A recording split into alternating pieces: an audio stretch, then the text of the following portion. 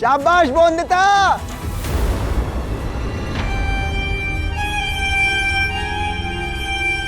सही कहा था आपने पति बाबू, अब मुश्किलों से घबराऊंगी नहीं मैं, लड़ूंगी मैं इस तूफान से, क्योंकि आपने ही सिखाया है अपने डर से लड़कर ही डर को हरा सकते हैं हम, मजबूत बन सकते हैं हम। समझ गई हूँ मैं कि मन के हारे हार है और मन के जीते जीत।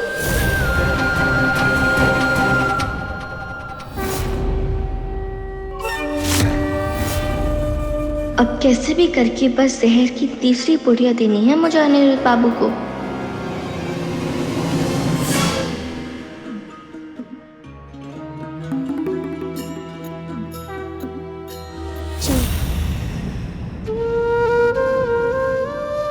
आपको पता है पति बाबू, मैंने ठान लिया है, मैं ढूंढ कर रहूंगी उस औरत को जो मदद कर रही है उस लड़की की।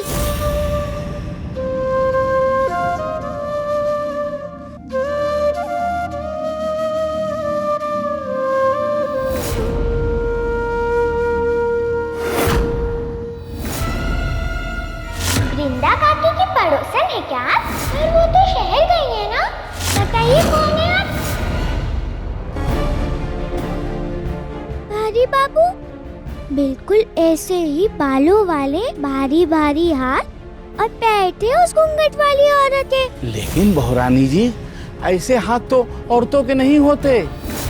इतने बाल तो आदमियों के हाथों में होते हैं, औरतों के नहीं।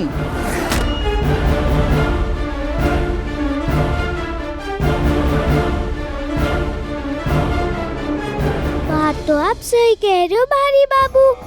संपूर्णा दीदी के, मामी के, माँ के या किसी भी औरत के हाथ पर वैसे बाल नहीं देखे मैंने। मैं अभी आई।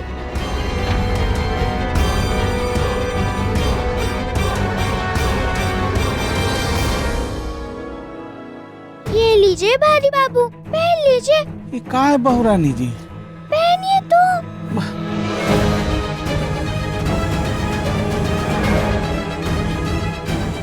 जरा हाथ बाहर निकालिए। हाथ?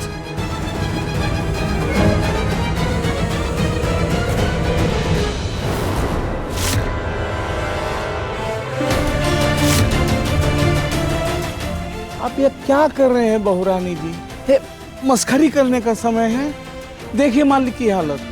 मस्करी नहीं कर रही हूँ, दिमाग लगा रही हूँ, समझने की कोशिश कर रही हूँ कि क्या ऐसा हो सकता है कि वो पुरुष ही हो जो साड़ी पहनकर मिला हो उस लड़की से। लेकिन बहुरानी जी, कोई आदमी औरतों की तरह साड़ी क्यों पहन सकता है भला? शायद अपना चेहरा छुपाना चाहता है इसीलिए। हर आदमी भला घूंघट में मुंह थोड़े छुपाता है बहुरानी जी। क्यों? आदमी गलत काम नहीं कर सकते क्या?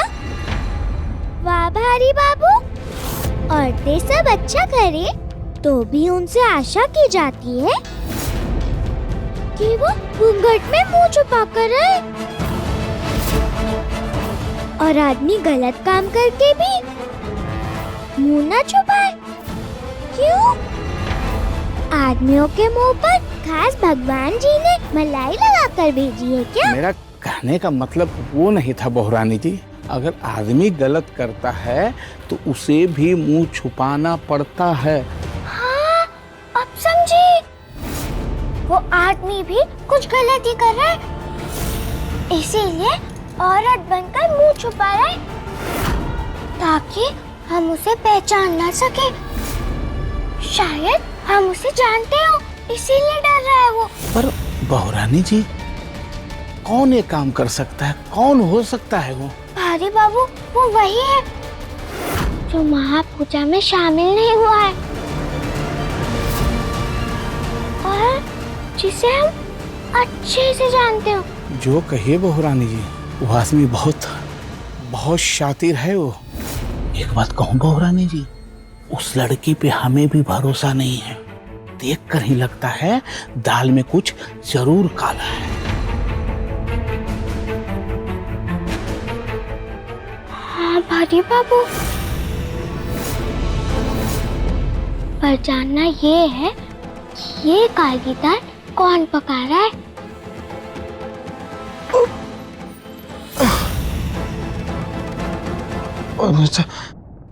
पति बाबू, मैं यही हूँ। कुछ चाहिए आपको?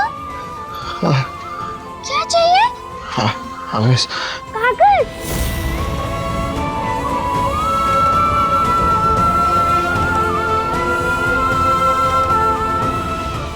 ये वाला कागज? कौन सा? बोलिए ना पति बाबू, कौन सा? ये?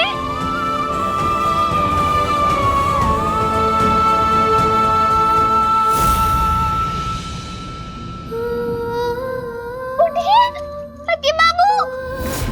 पति बाबू ने अभी तो आँख खोली और फिर से बेहोश हो गए।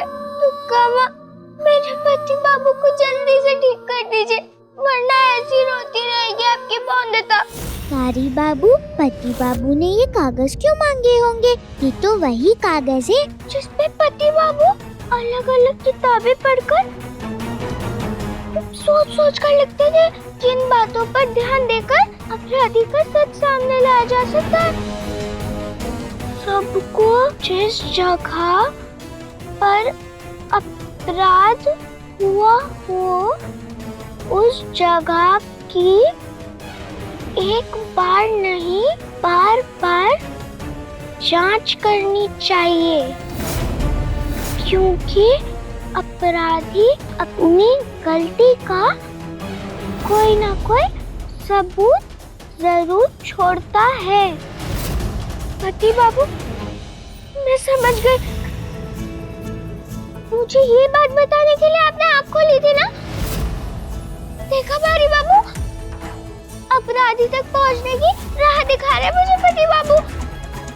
वो हमारी बातें सुन रहे थे भारी बाबू, तभी तो ये कागज देकर समझाया मुझे कि हमें अच्छे से जांच करनी होगी उस जगह की। उस कमरे के आसपास तक फटकने नहीं देंगे बड़े मालिक हमें। हम उस लड़की के कमरे में नहीं जाएंगे भारी बाबू। हाँ, तो फिर कहाँ? बल्कि उस जगह जाएंगे जहाँ पति बाबू उस औरत का पीछा करते हुए गए थे और वहाँ जख्मी हाल में बेहोश मिले थे मुंशी जी को। आपका मतलब है कि गांव के बाहर वाला चोर? हाँ वही। हाँ, जरूर हमें कोई ना कोई सुराग मिलेगा अपराधी तक पहुंचने के लिए। हाँ। आती हूँ मैं पति बाबू, आप अपना ख्याल रखेंगे ना?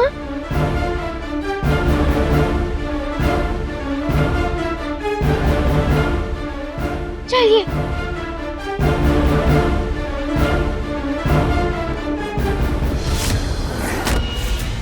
उस दिन मेरा बटुआ यहीं कहीं गिर गया था। इससे पहले कि किसी और के हाथ लग जाए उसे ढूंढना होगा मुझे।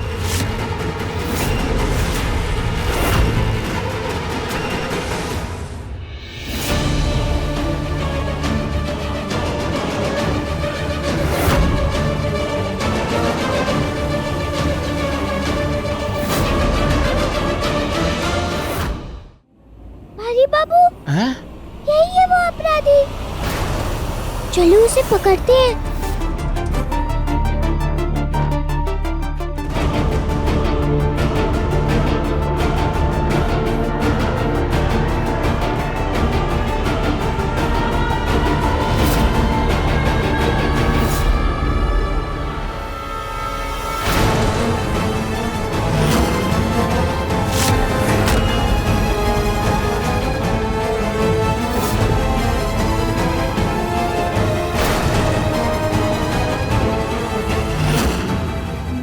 जी आप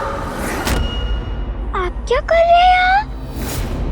मैं छोटी मालकिन वो उधर। आप भी छोटी मालकिन की तरह सुराग ढूंढ रहे हैं? सुराग?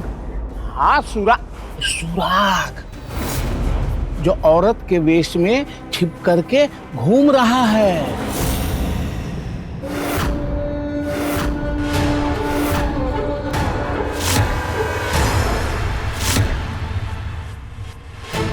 उसी के पीछे तो अनिरुद्ध बाबू भागे थे।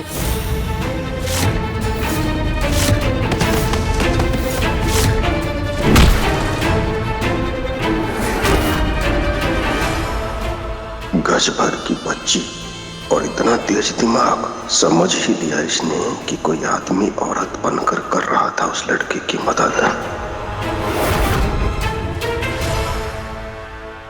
हाँ छोटी मालकिन, सुराग ही तो ढूंढ रहा हूँ तब से।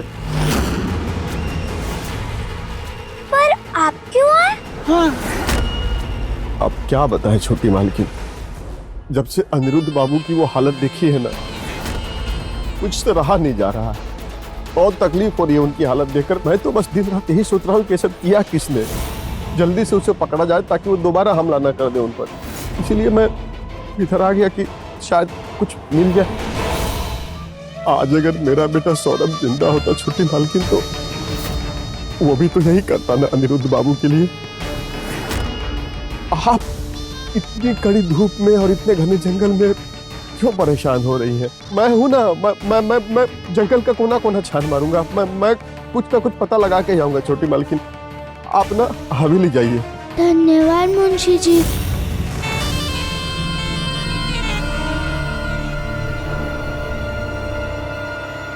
मैं नहीं जा सकती। मेरे पति बाबू ने सिखाया मुझे अपना काम खुद ही करना चाहिए। चलिए ढूंढते हैं। हाँ, आप लोग उधर ढूंढिए, मैं इधर ढूंढता हूँ। अच्छे से देखना।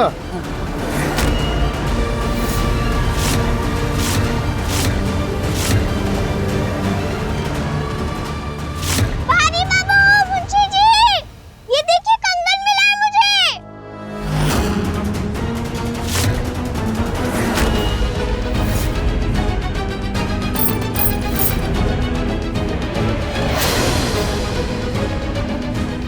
चलिए और ढूंढते हैं, कुछ ना कुछ जरूर मिलेगा। जी छोटी मालकिन।